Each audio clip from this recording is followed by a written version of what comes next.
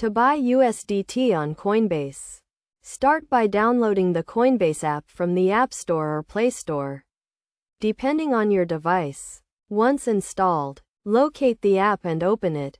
Upon launching the app, you'll see various options, including Asset Transactions, Browse, and Explorer. To purchase USDT, type USDT into the search bar, and you'll be presented with the cryptocurrency's details, including its current price and fluctuations over different time periods.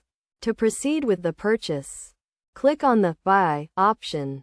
If you haven't already, you'll need to create a Coinbase account or log in to an existing one. Follow the prompts to link your Coinbase account to your wallet, then select the currency you want to use for the purchase. Complete the transaction by following the on-screen instructions to buy USDT. After completing the process, you can explore other features and options within the app.